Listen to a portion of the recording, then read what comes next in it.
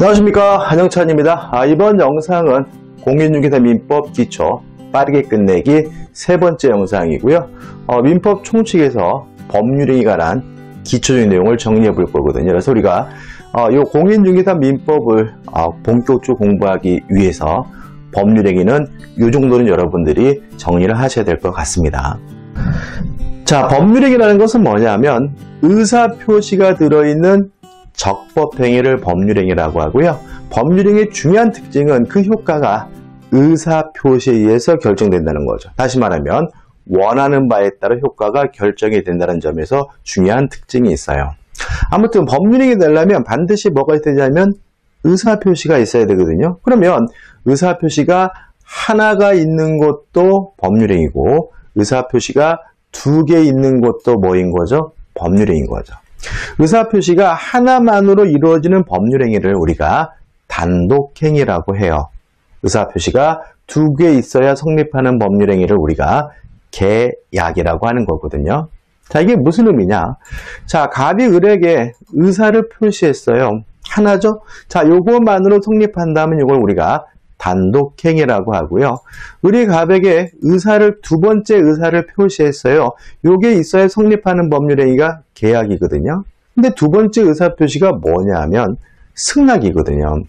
따라서 단독행위라는 것은 의사표시 하나만으로 이루어진다는 말은 결국은 승낙을 얻을 필요 없이 일방적으로 하는 법률행위가 단독행위라는 결론이 나오고요. 자, 의사표시가 두 개라는 말은 계약은 승낙을 얻어야지만 성립하는 법률행위가 뭐가 되는 거죠? 계약이 되는 거죠.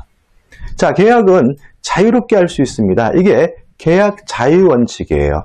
왜 계약은 자유롭게 할 수 있을까요? 어차피 상대방으로부터 승낙을 얻어서 하는 것이니까 나쁜 짓만 아니면 뭐든지 할 수 있다. 이게 계약 자유의 원칙인 거죠.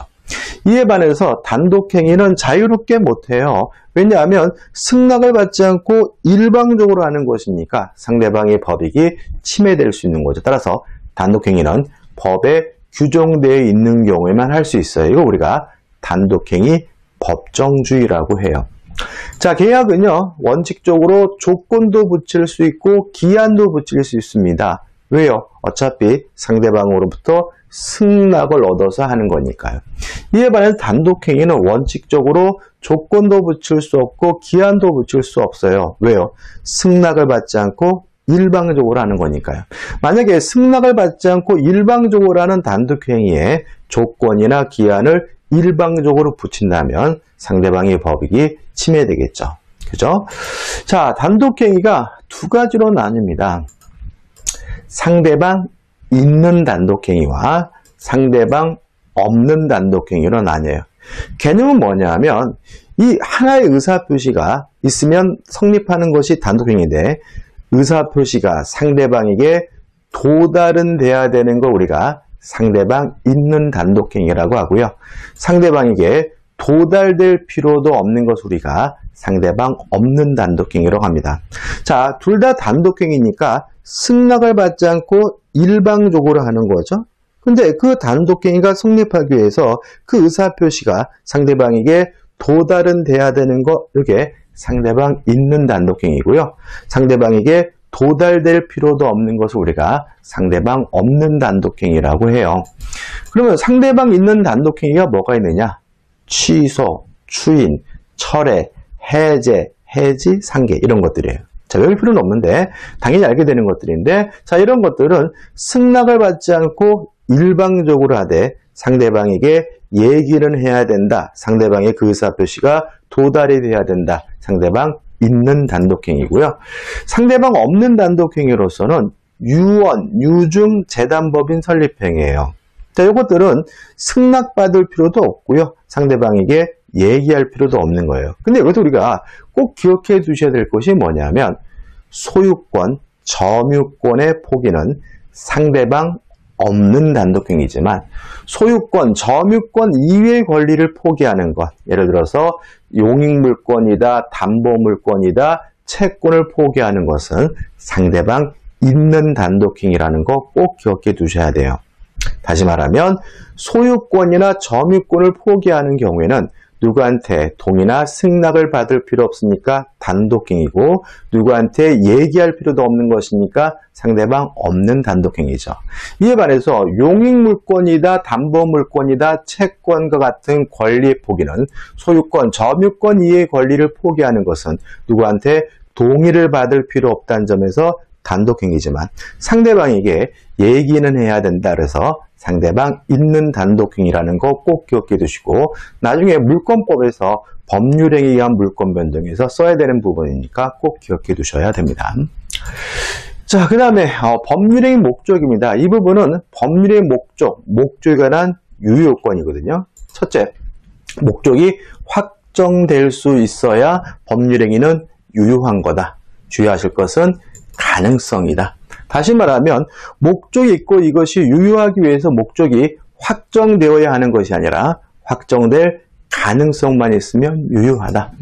두 번째, 그 목적이 가능해야 유효한데 가능하지 않으면 불능이면 무효란 얘기죠. 그러면 가능과 불능을 구별하는 기준이 필요한데 우리 판례에 따른다면 과학적 물리적으로 따지는 것이 아니라 거래 관념, 사회 통념에 따라서 가능한 건지 불가능한지 여부를 판단하게 된다는 거 기억해 두셔야 되고요. 이 불능이 두 가지로 나뉩니다. 원시적 불능과 후발적 불능이죠. 나누는 기준은 뭔가요? 법률 행위를 하기 전에 이미 불가능한 것은 원시적 불능이고요. 법률 행위를 할 때는 가능했는데 하고 난 후에 불가능해지면 후발적 불능입니다. 구체적인 내용 우리가 계약법에서 공부하게 되는데 일단 기억할 것은 원시적 불능은 무효다. 따라서 이행하지 못하게 됐더라도 책임지지 않습니다. 이에 반해서 후발적 불능은 유효하다. 따라서 이행하지 못하게 됐다면 책임을 져야 되는데 그 책임을 어떻게 지느냐에 따라서 위험부담 문제나 채무불이행 문제로 가게 되는 거죠. 다시 말하면 법률행위를 하기 전에 불가능한 것은 원시적 불능이고요. 원시적 불능은 무효이기 때문에 이행하지 못하게 됐더라도 책임지지 않습니다. 이게 원칙인 거죠. 후발적 불능은 유효합니다. 따라서 책임을 져야 되는데 그 책임을 누가 어떻게 부담할 것인지는 위험부담 문제와 채무불이행 문제로 해결하게 된다는 거 기억해 두시면 되겠죠. 그 다음 목적이 적법해야 됩니다. 법에 반하지 말아야 된다는 얘기거든요. 근데 법을 분류해 보면 일단 법은 강행법규와 임의법규로 나뉩니다. 자, 우리는 이렇게 기억할 거예요. 준수 여부, 지킬지 말지 여부가 강제되는 법, 반드시 지켜야 되는 법을 우리가 강행법규라고 하고요. 지키지 않아도 상관이 없는 것, 이거 우리가 임의법규라고 하거든요. 따라서 임의법규를 위반하더라도 그 법률행위는 무효가 아니라 뭐 한 거죠? 유효한 거죠. 자, 반드시 지켜야 되는 이 강행법규가 다시 둘로 나뉘어요. 자, 효력규정과 단속규정, 효력법규와 단속규정은 나뉩니다. 둘 다 강행법규이기 때문에 지켜야 되고 위반하면 안 되거든요. 근데 만약에 위반했을 때 법률행위 자체가 무효가 된다면 우리가 효력규정, 효력법규라고 하고요. 위반하면 안 되는데도 불구하고 위반하면 처벌은 따르지만 법률이 자체는 무효가 아니라 유효가 되는 경우 우리가 단속규정이라고 합니다. 자, 여기서 주의할 점이 있습니다. 민법에서 우리 시험범위 안에서는 단속규정이 없다는 의미죠. 따라서 민법상 강행법규, 강행규정 의미하면 무엇만을 의미하게 되냐면 효력규정만을 의미하고요. 따라서 민법상 강행규정 위반한 법률행위는 무효다 그러면 틀린 지문이 아니라 맞는 지문이라는 거 좀 조심하셔야 되고요. 그 다음에 또 하나 생각해 볼 것은 단속법규, 단속규정은 민법에 없어요. 그렇기 때문에 다른 법을 봐야 되거든요. 근데 민법이 아닌 법을 볼 때도 우리는 부동산과 관련된 것만 기억하시면 되는데 두 가지입니다. 부동산 등기 특별조치법에 중간 생략 등기 규정은 단속 규정이다. 따라서 하다 걸리면 처벌은 받지만 그 중간 생략 등기 자체는 유효하다는 거 기억해 두셔야 되고요. 또 주택법의 전매 금지 규정도 단속 규정이다. 따라서 전매가 금지되는 지역에서 전매 행위를 하면 처벌은 받지만 그 전매 행위 자체는 무효가 아니라 유효라는 거 기억해 두셔야 되겠죠. 그 다음에 목적이 사회적 타당성이 있어야 됩니다. 만약에 사회적 타당성이 결여가 된다면 우리가 반사회적 법률행위라고 하고요. 사회질서에 반하는 행위죠. 사회질서에 반하는 법률행위는 무효입니다. 물론 뭐가 반사회적이어서 무효인지에 대해서 우리가 기본서 강의에서 자세히 공부를 해야 되겠죠.